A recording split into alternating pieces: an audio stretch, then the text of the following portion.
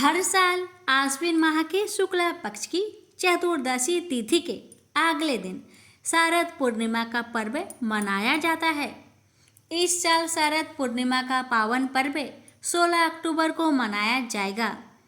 हिंदू धर्म में इस दिन का विशेष महत्व है। इसे आरोग्य का पर्व भी कहा जाता है।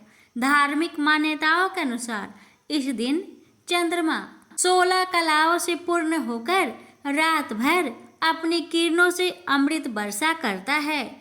शारदीय नवरात्रि के बाद शरद पूर्णिमा का पावन पर्व पड़ता है। इस वजह से भी शरद पूर्णिमा का खास महत्व होता है। देश के कई राज्यों में इसे फसल उत्सव के रूप में भी मनाया जाता है। इस दिन खीर बनाने की भी प्रथा है। खीर को रात भर चंद्रमा की चांदनी में रखा जाता है। मान्यता है कि इस दिन रात भर खीर को चंद्रमा की चांदनी में रखने से खीर अमृत के समान हो जाती है और इस खीर का सेवन करना स्वास्थ्य के लिए काफी फायदेमंद माना जाता है। शरद पूर्णिमा के दिन माता लक्ष्मी को गाय के दूध से बनी चावल की खीर का भोग लगाया जाता है।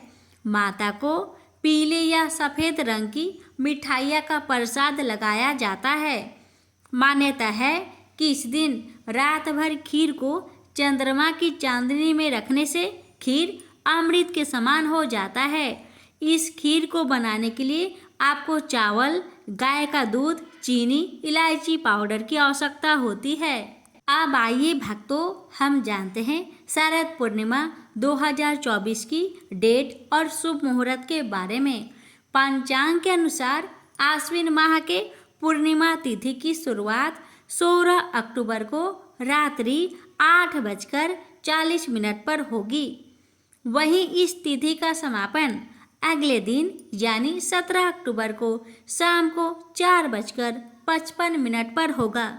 अब आइए जानते हैं शरद पूर्णिमा व्रत की पूजन विधि के बारे में।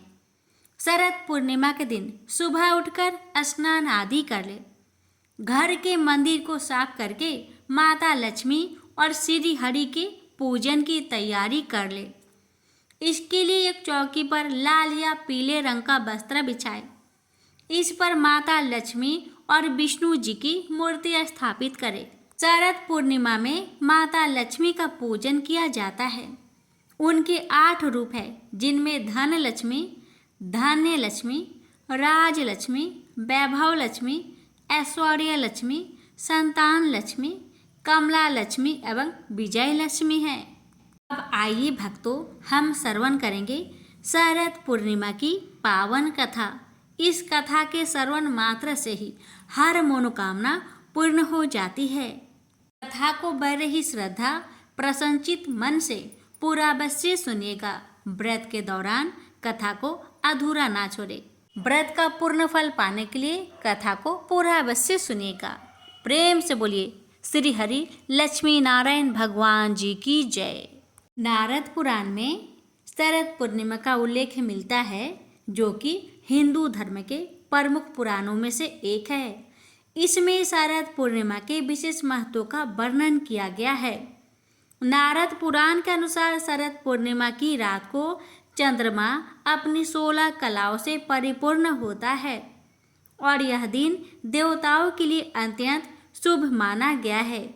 यह रात केवल धार्मिक दृष्टि से नहीं बल्कि चमत्कारी ऊर्जा से भी जुड़ी हुई मानी जाती है। नारद पुराण में यह भी उल्लेख है कि शरद पूर्णिमा की रात को चंद्रमा अमृत वर्षा करता है।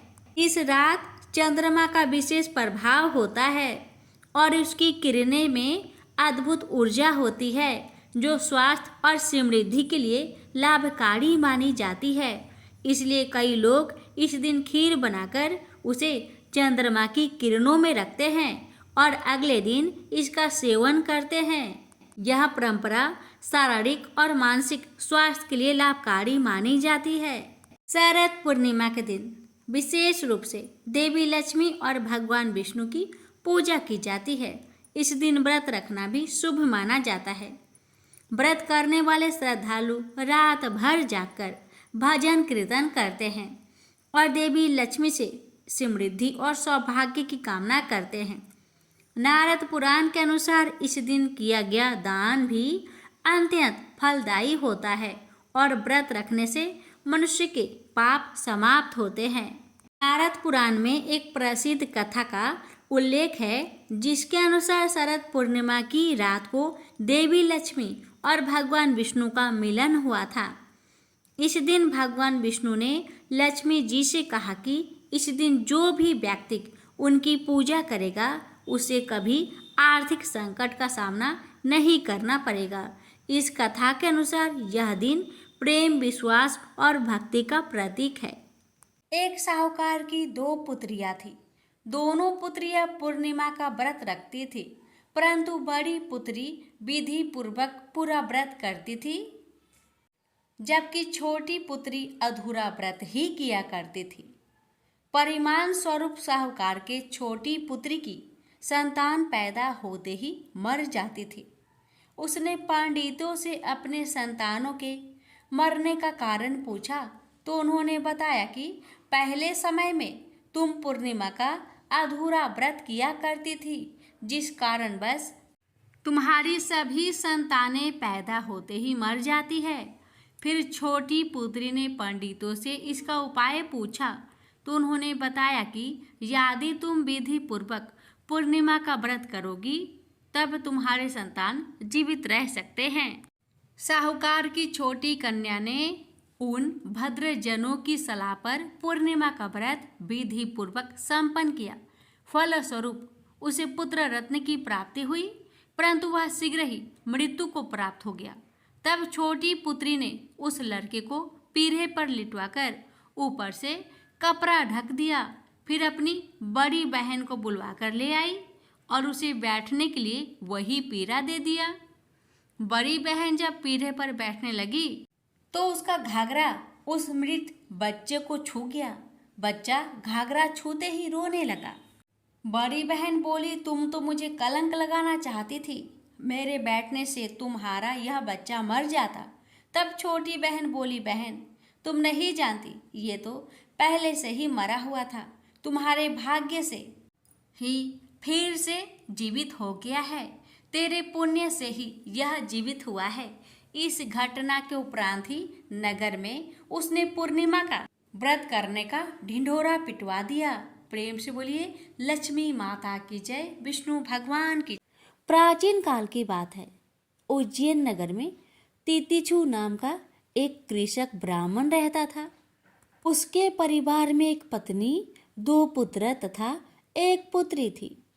ब्राह्मण बहुत लोभी था। यदि उसकी पत्नी उससे किसी चीज की मांग करती तो कहता, अभी कुछ ही दिन पहले तो मैंने यह चीज मंगवाई थी, बड़ी जल्दी खर्च कर दी, अब कुछ दिन ऐसे ही काम चलाओ। यदि कोई मांगने वाला उसके दरवाजे पर आता तो कहता, भाग यहाँ से, हट्टा कट्टा होकर भी भीख मांगता है। यदि कोई मेहमान उसके घर पर आता तो वह मन ही मन कोढ़ता रहता। पत्नी, पुत्र, पुत्री ब्राह्मण पर कोढ़ते रहते, किंतु उस पर रत्ती भर भी असर न होता। अपने परिवार संबंधियों के लिए तितिछु जितना लोभी था, पर स्त्री और वेश्याओं के लिए उतना ही दयालु था। जब भी मौका मिलता वह वेश्याओं के कोठे पर जा धमकता और उन्हें मनमानी दौलत दे डालता। कुछ समय ऐसे ही बीता। एक दिन बड़े पुत्र ने अपनी माता से कहा, माँ, बहुत दिन से घर में नारायण की कथा नहीं हुई है, तुम कहो तो इस पूर्णिमा को हम कथा करवा ले। माँ बोली, इच्छा तो मेरी भी बहुत है बेटा, लेकिन तुम्हारे पिता से डर लगता है, वे कथा कराने की इजाजत नहीं देंगे। पुत्र बोला, पिताजी की इजाजत लेने की जरूरत नहीं पड़ेगी माँ, कथा के लिए मैंने कुछ धन इकट्ठा कर लिए हैं। ब्राह्मण को बताए बिना चुपके चुपके हरि कथा का आयोजन किया गया। जिस दिन कथा हो रही थी, ब्राह्मण को पता चला तो वह गुस्से में भड़कता हुआ वहां पहुंचा और बोला, मेरे बगैर पूछे मेरा धन लुटाया जा रहा है। मैं पूछता हूँ, इस कथा को कराने की क्या जरूरत थी?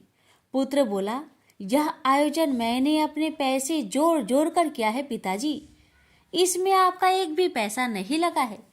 पिता गुस्से में भड़कता हुआ बोला, खामोश, मेरे ही घर में रहकर मुझसे जुबान लड़ाता है, तत्काल बंद कर दो ये सब ढोंग। मेरे घर में कोई कथा नहीं होगी। परिवार में कलह होते देख कथावाचक पंडित चुपचाप खिसक गए।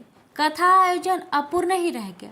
ब्राह्मण को पाप कर्म में लिप्त देखकर देवता नाराज हो गए।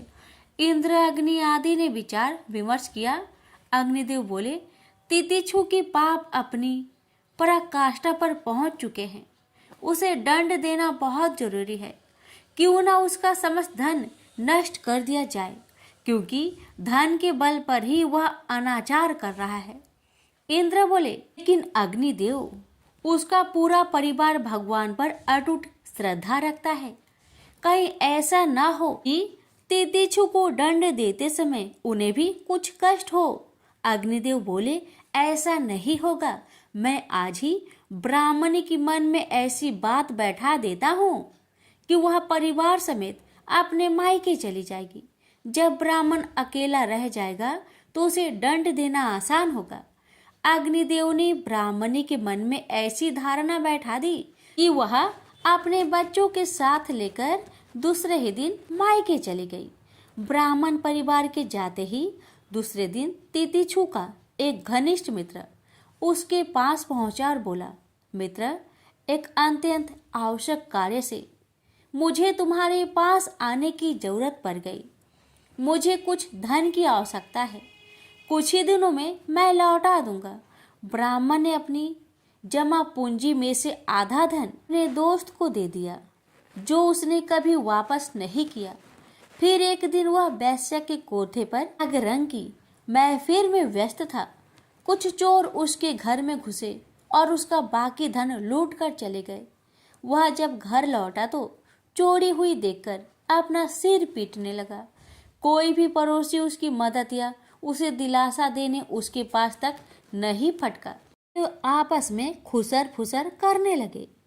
अभी तितिक्षु चोरी के गम से उभर भी नहीं पाया था कि एक दिन उसके घर में आग लग गई। वह चिल्ला चिल्ला कर मदद मांगता रहा, किंतु इस बार भी कोई पड़ोसी उसके जलते घर को बचाने नहीं आया। अब वह बहुत परेशान रहने लगा। कुछ धन मित्र ले गया, कुछ धन चोर ले गया। काफी बड़े धन का हिस्सा अग्नि की भेंट चढ़ गया।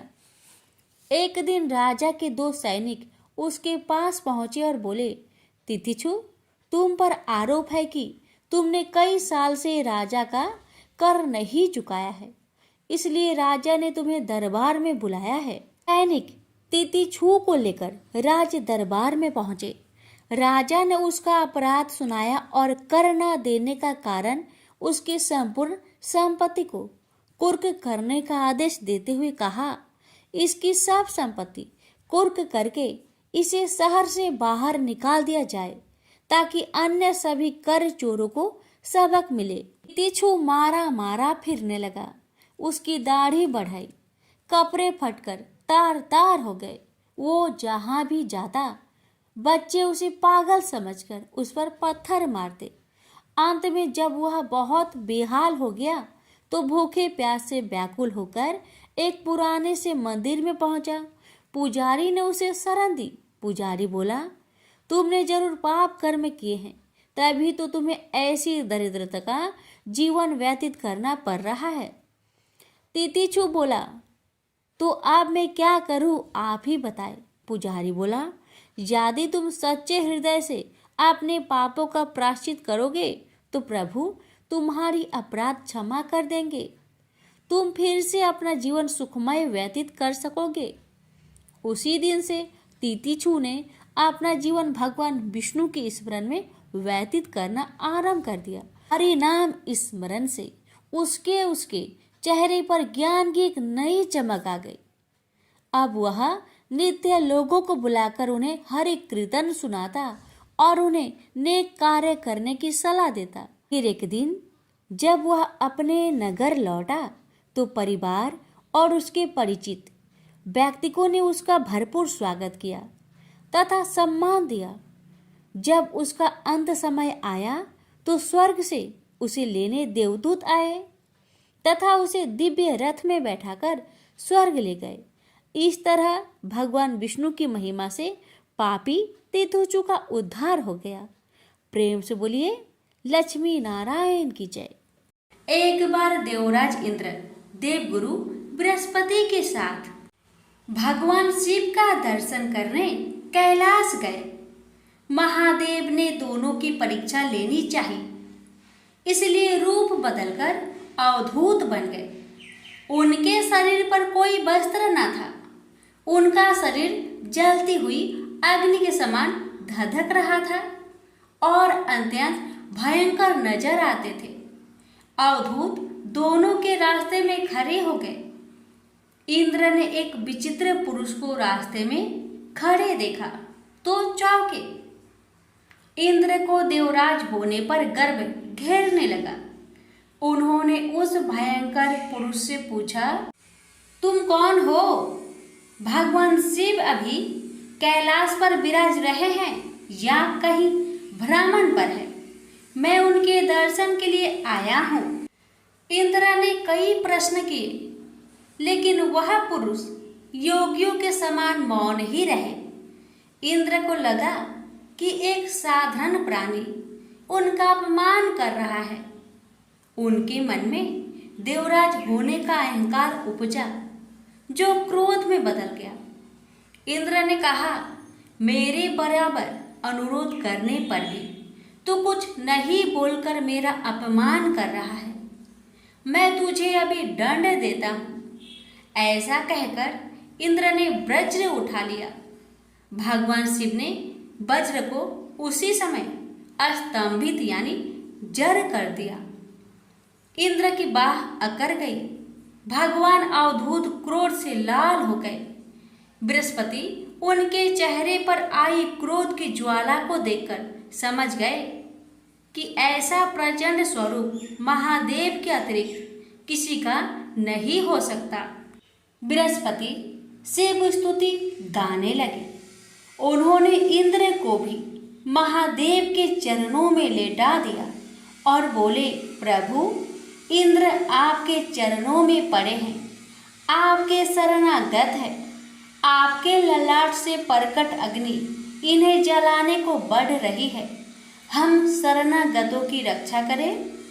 बृहस्पति ने विनती की, प्रभु, भक्तों पर आपकी सदा कृपा बरसती है। आप भक्त वत्सल और सर्वसम्मत है। आप इस तेज को कहीं और स्थान दे दीजिए ताकि इंद्र के प्राणों की रक्षा हो। भगवान रुद्र ने कहा, बृहस्पति, मैं तुम पर बहुत प्रसन्न हूँ। इंद्र को जीवन दान देने के कारण तुम्हारा एक नाम जीव भी होगा। मेरे तीसरे नेत्र से प्रकट इस अग्नि का ताप देवता सहन नहीं कर सकते, इसलिए मैं इसको बहुत दूर छोड़ूंगा। महादेव ने उस तेज को हाथ में धारण कर समुद्र में फेंक दिया। वहां फेंके जाते ही भगवान शिव का वह तेज तत्काल एक बालक के रूप में परिवर्तित हो गया। सिंधु से उद्भव होने के कारण उसका नाम सिंधु पुत्र जलंधर प्रसिद्ध हुआ। जलंधर जिसका नाम शंखचूड़ भी हुआ, शिव के तेज से उत्पन्न हुआ था। इस कारण परम शक्तियों से संपन्न था। वह देवों से भी ज्यादा शक्तिवान था। वह उस तेज से पैदा हुआ था जो इंद्र को समाप्त करने वाला था। इसलिए असुरों ने उसे अपना राजा बनाया। अवधूत रूप में यह लीला करने के बाद महादेव अंतर्ध्यान हो गए। इंद्र के गर्व का भंजन भी हुआ, भगवान के दर्शन भी हो गए। तुलसी से जुड़ी एक कथा बहुत प्रचलित है। श्रीमद् देवी भागवत पुराण में इनके अवतरण की दिव्य लीला कथा भी बनाई गई है। एक बार शिव ने अपने तेज को समुद्र में फेंक दिया था। उससे एक महातेजस्वी बालक ने जन्म लिया। यह बालक आगे चलकर जालंधर के नाम से पराक्रमी दैत्य राजा बना। इसकी राजधानी का नाम जालंधर नगरी था। दैत्यराज काल नेमि की कन्या वृंदा का विवाह जालंधर से हुआ। जालंधर महाराक्षस था। अपनी सत्ता के मद में चूर उसने माता लक्ष्मी को पाने की कामना से युद्ध किया, परंतु समुद्र से ही उत्पन्न होने के कारण माता लक्ष्मी ने उसे अपने भाई के रूप में स्वीकार किया। वहां से पराजित होकर वह देवी पार्वती को पाने की लालसा से कैलाश पर्वत पर गया। भगवान देवाधिदेव शिव का ही रूप धरकर माता पार्वती के समीप गया, परंतु मां ने अपने योग बल से उसे तुरंत पहचान लिया तथा वहां से अंतर्ध्यान हो गई। देवी पार्वती ने क्रोध होकर सारा वृत्तांत भगवान विष्णु को सुनाया। जालंधर की पत्नी वृंदा अत्यंत पतिव्रता स्त्री थी। उसी के पतिव्रत धर्म की शक्ति से जालंधर ना तो मारा जाता था और ना ही पराजित होता था।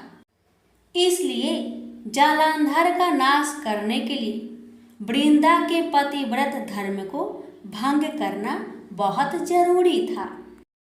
इसी कारण भगवान विष्णु ऋषि का भेष धारण कर वन में जा पहुँचे, जहाँ वृंदा अकेली भ्रमण कर रही थी।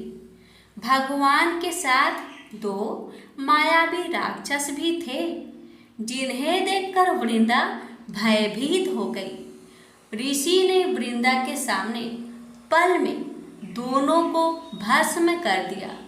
उनकी शक्ति देखकर वृंदा ने कैलाश पर्वत पर महादेव के साथ युद्ध कर रहे अपने पति जालंधर के बारे में पूछा।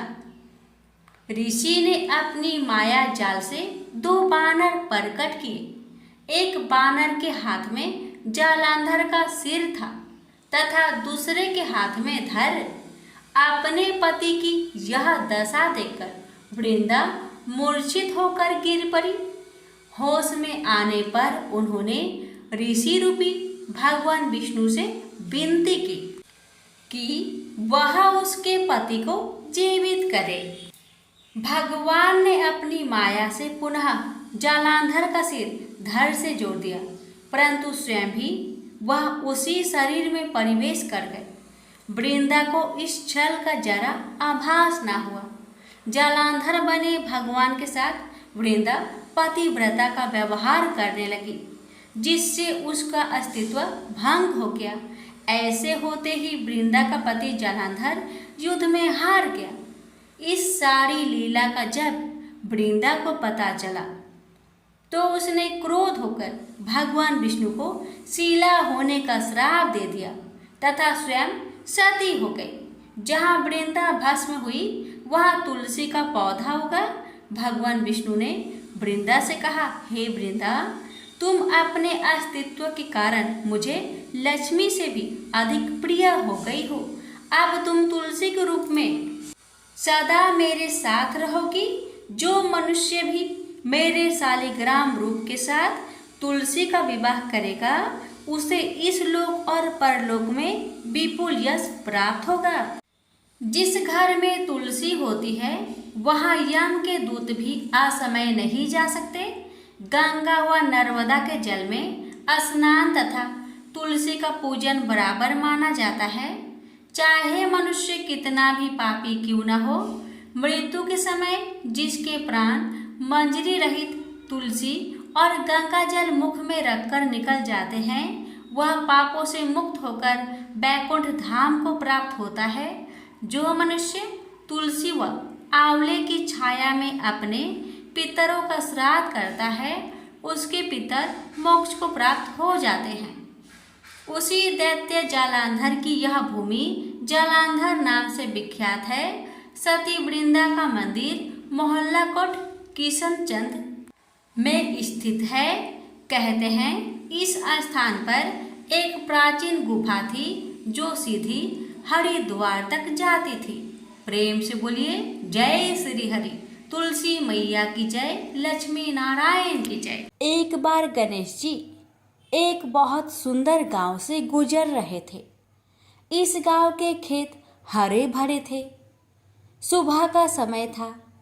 ठंडी पवन का आनंद लेते हुए गणेश जी मूषक पर सवार होकर चले जा रहे थे। इतने में वह एक खेत से गुजरे तो आनंद बस फसलों में हाथ फिरा दिया। गणेश जी के ऐसा करने से उस फसल के कुछ दाने हाथ में आ गए।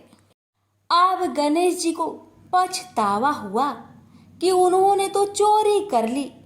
भले ही उन्होंने जानबूझकर नहीं चुराया, लेकिन अब फसल के दाने तो उनके हाथ में आ गए। गणेश जी ने गिने तो वह 12 थे। अब गणेश जी ने उस खेत के मालिक को खोजा और उन सेठ जी के यहाँ 12 साल की नौकरी पर लग गए। एक दिन सेठानी राख से हाथ धोने लगी तो गणेश जी ने सेठानी का हाथ पकड़कर मिट्टी से हाथ धुलवा दिया। सेठानी ने सेठ जी से शिकायत की और कहा कि देखो, नौकर ने मेरा हाथ पकड़ लिया। सेठ जी ने गणेश को बुलाकर पूछा कि तुमने सेठानी का हाथ क्यों पकड़ा? गणेश जी ने बोला कि मैंने तो बस ये कह रहा था कि राख से हाथ धोने से घर की लक्ष्मी नाराज होकर घर से चली जाती है और मिट्टी से हाथ धोने से आती है। सेठ जी ने सोचा कि गणेश ठीक कह रहा है। थोड़े दिनों बाद कुंभ का मेला आया।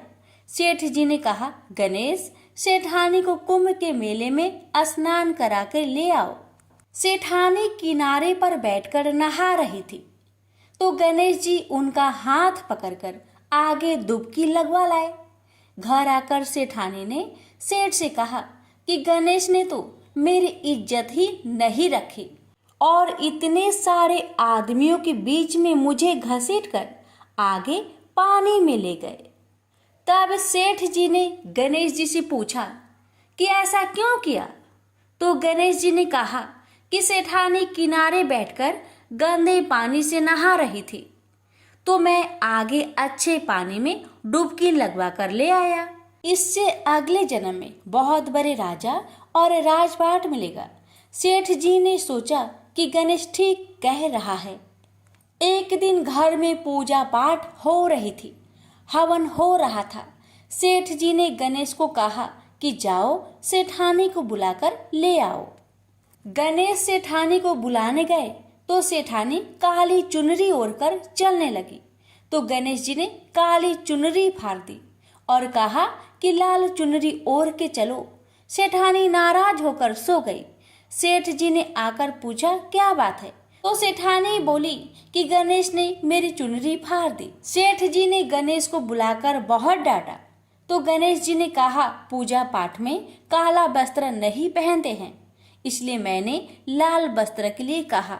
काला वस्त्र पहनने से कोई भी शुभ काम सफल नहीं होता है। फिर सेठ जी ने सोचा कि गणेश है तो समझदार। एक दिन सेठ जी पूजा करने लगे तो पंडित जी ने बोला कि वो गणेश जी की मूर्ति लाना भूल गए, अब क्या करें? तो गणेश जी ने बोला कि मेरे को ही मूर्ति बनाकर विराजमान कर लो, आपके सारे काम सफल हो जाएंगे। यह बात सुनकर सेठ जी को भी बहुत गुस्सा आया और वे बोले कि तुम तो अब तक सेठानी से ही मजाक करते थे, मेरे से भी करने लगे। तो गणेश जी ने कहा, मैं मजाक नहीं कर रहा हूँ, मैं सच बात कह रहा हूँ। इतने में ही गणेश जी ने गणेश जी का रूप धारण कर लिया और सेठ और सेठानी ने ही गणेश जी की पूजा की। पूजा खत्म होते ही गणेश जी अंतर ध्यान हो गए। सेठ सेठानी को बहुत धोखा हुआ और उन्होंने कहा कि हमारे पास तो गणेश जी रहते थे और हमने उनसे इतना काम करवाया। तो गणेश जी ने सपने में आकर सेठ जी को कहा कि आपके खेत में से मैंने 12 अनाज के दाने तोड़ लिए थे, उसी का दोष उतारने के लिए मैंने आपके यहाँ काम किया था। सेठ जी की करोड़ों की माया हो गई। हे गणेश जी महाराज, जैसा सेठानी को दिया वैसा सबको देना, कहते को सुनते को और सारे परिवार को दे देना। जय श्री गणेश जी। हर व्रत के कथा के साथ पढ़ी और सुनी जाने वाली लपसी तपसी की कहानी। एक लपसी था, एक तपसी था। तपसी हमेशा भगवान की तपस्या में लीन रहता था। लपसी रोजाना 1.25 सेर की लपसी बनाकर भगवान का भोग लगाकर जीम लेता था। एक दिन दोनों लड़ने लगे। तपसी बोला, मैं रोज भगवान की तपस्या करता हूँ, इसलिए मैं बड़ा हूँ।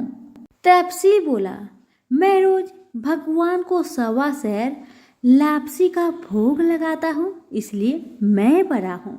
नारद जी वहां से गुजर रहे थे। दोनों को लड़ता देखकर उनसे पूछा कि तुम क्यों लड़ रहे हो। तपसी ने खुद के बड़ा होने का कारण बताया और लपसी ने अपना कारण बताया। नारद जी बोले, तुम्हारा फैसला मैं कर दूंगा। दूसरे दिन लपसी और तपसी नहाकर अपनी रोज की भक्ति करने आए तो नारद जी ने छुपकर 1.25 करोड़ की एक अंगूठी उन दोनों के आगे रख दी। तपसी की नजर जब अंगूठी पर पड़ी तो उसने चुपचाप अंगूठी उठाकर अपने नीचे दबा ली। लपसी की नजर अंगूठी पर पड़ी लेकिन उसने ध्यान नहीं दिया। भगवान को भोग लगाकर लपसी खाने लगा। नारद जी सामने आए तो दोनों ने पूछा कि कौन बड़ा है, तो नारद जी ने तपसी से खड़ा होने को कहा। वो खड़ा हुआ तो उसके नीचे दबी अंगूठी दिखाई पड़ी। नारद जी ने तपसी से कहा, तपस्या करने के बाद भी तुम्हारी चोरी करने की आदत नहीं गई, इसलिए लपसी बड़ा है और तुम्हें तुम्हारी तपस्या का कोई फल भी नहीं मिलेगा। तपसी शर्मिंदा होकर माफी मांगने लगा। उसने नारद जी से पूछा, मुझे मेरी तपस्या का फल कैसे मिलेगा। नारद जी ने कहा, यदि कोई गाय और कुत्ते की रोटी नहीं बनाएगा तो फल तुम्हें मिलेगा। यदि कोई ब्राह्मण को भोजन करवाकर दक्षिणा नहीं देगा तो फल तुम्हें मिलेगा। यदि कोई साड़ी के साथ ब्लाउज नहीं देगा तो फल तुझे मिलेगा। यदि कोई दिए से दिया जलाएगा तो फल तुझे मिलेगा। यदि कोई सारी कहानी सुने लेकिन तुम्हारी कहानी नहीं सुने तो फल तुझे मिलेगा। उसी दिन से हर व्रत कथा कहानी के साथ लपसी तपसी की कहानी भी सुनी और कही जाती है। तो प्रेम से बोलिए विष्णु भगवान की जय। धन्यवाद।